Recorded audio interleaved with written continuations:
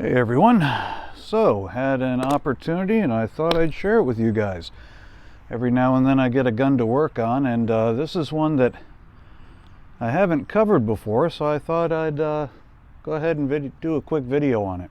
So this is a Weihrauch HW98. This one's in 177 caliber, and out of the box they shoot right around 14.5, 15 foot-pounds of energy.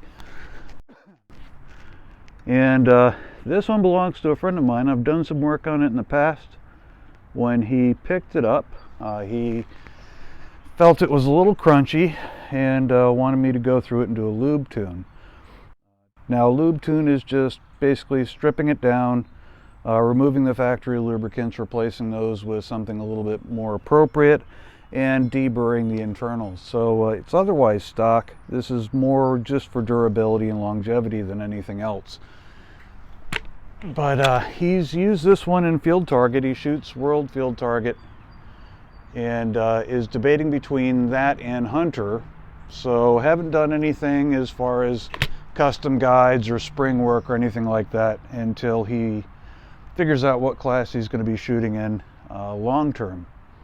No point in doing the job twice. But anyhow, the HW98 is basically the HW50S platform with a longer stroke. Really nice shooting rifle. Matter of fact, as far as break barrels are concerned, I would say this is my favorite one at the moment. Absolutely gorgeous gun. So another interesting thing about this is, unlike the HW50, this one actually has a shrouded barrel. More of a barrel weight, but it's absolutely gorgeous. Adds a little weight to the nose of the gun, and as a result it has a little bit less muzzle flip than what you'll oftentimes encounter with a spring gun. Additionally, you have a really nice adjustable stock on this one. Obviously the adjustable cheek piece as well as the adjustable recoiler butt pad. And this appears to be the same one that's used on the 97K series, where it's adjustable up, down, as well as you can rotate it. So it's a really nice piece. Great adjustments. Matter of fact, the adjustable cheek piece, I just don't understand why that's not available in the HW97, or for that matter the TX200. I think that's something that really ought to be included as part of pretty much any target gun, and how this got it and those didn't is beyond me.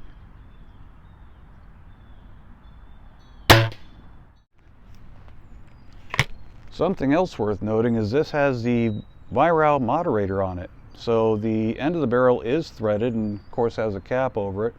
But he went ahead and went with the Weihrauch moderator, and oddly enough it actually makes a significant difference.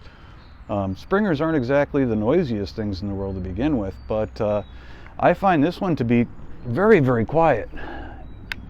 Definitely quieter than my HW97.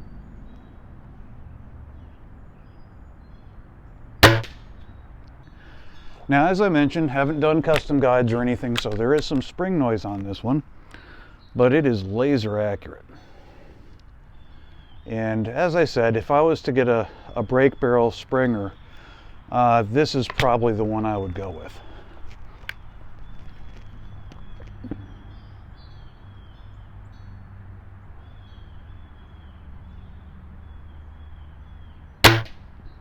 Jeez. It groups like nobody's business. It's so much easier to shoot with the with that heavy barrel on it. Now, as far as shooting a break barrel in field target competitions concerned, you know, a lot of people think that the underlever or side lever is preferable because of an inherent accuracy advantage, and you know, fair enough, there is some truth to that. However, a break barrel that's properly adjusted and maintained can be just as accurate, but you do have to stay on top of it. The biggest disadvantage with a break barrel, in my opinion, is your scope selection.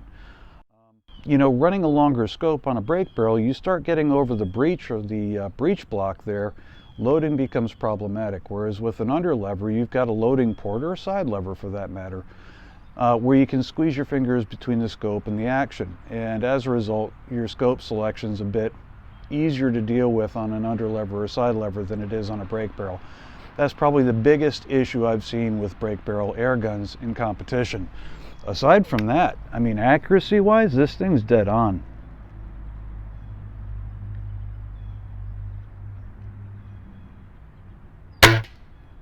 That's just fun. But the finish on this thing is gorgeous. I mean, typical Weihrauch fashion, nice dark bluing.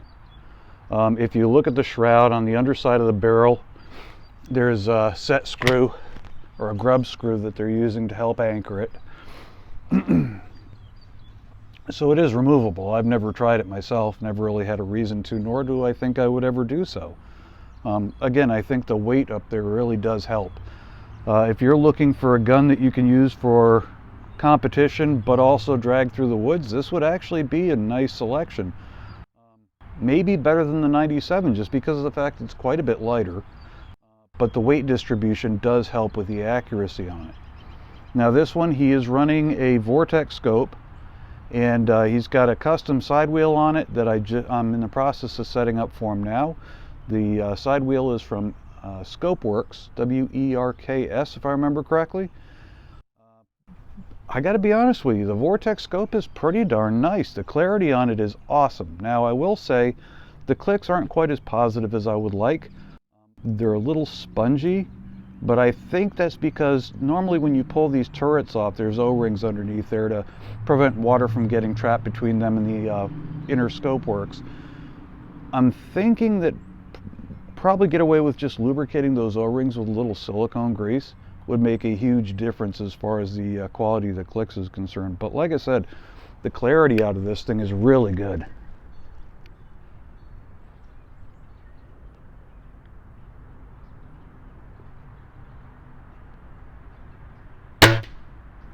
Jeez, this is just so easy to shoot accurately, it's ridiculous. That's not even the position I normally use in field target, and I'm getting really good groups with it. Just a gorgeous gun. So like a lot of the Weihrauchs out there, has a record trigger in it, so you can set this up pretty much however you prefer. This one, he doesn't like it super light, but it's about a pound with a real nice crisp second stage. I would run it a little bit lighter myself, but not much.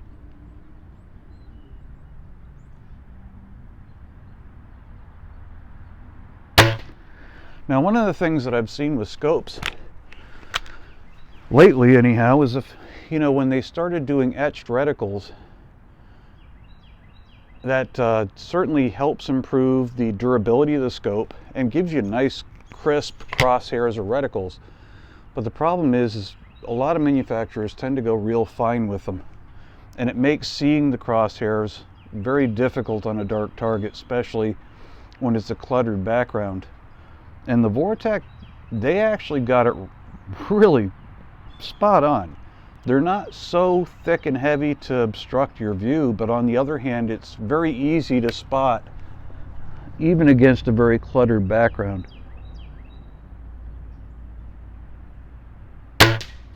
God, this thing is accurate.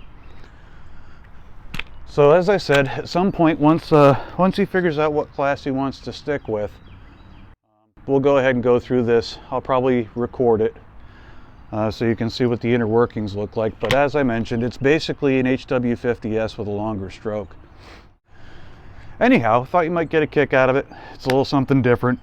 I think as different guns show up on the workbench, I'll do short videos kind of covering them so you can see what they're all about. But again, if you're looking for a break barrel air gun, either for toting around in the woods or competition for that matter, this is definitely a nice direction to go. Out of the box, around 14.5 to 15 foot-pounds of energy. And I think, like I said, you could probably drop it down to sub 12 pretty easily and maybe do a stroke reduction, have a really nice shooter out of this thing. Stupid accurate out of the box, so really impressive, and in my opinion, a very absolutely gorgeous gun. But anyhow, short video. Hope you guys are doing well, and I will catch you later. Take care. Did my mic stay in place? Hey, my mic stayed in place. Look at that. If you're still tuned in, this is the second time I'm recording this friggin' video. My microphone acted up in the first attempt, so I'm doing it again, which, I mean, hey, it's another excuse to shoot, right? Ugh. Scope caps are a good thing. Nice scope caps out of Vortex as well. Let's see if I can get the little target I did earlier.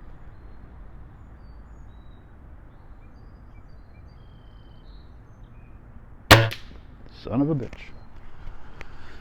Yeah, this thing's just stupid.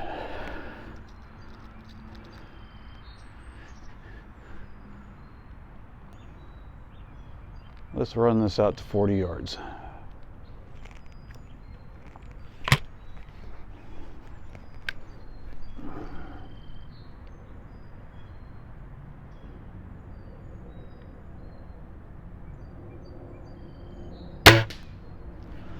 Been fighting a stomach bug lately, so getting into the sitting position is, well, let's just say, would not inspire confidence. So it's kind of nice to get back out shooting again.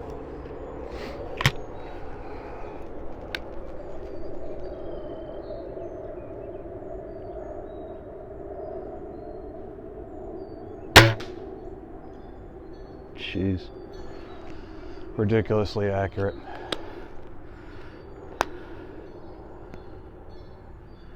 Very nice. All right, guys. Well, take care.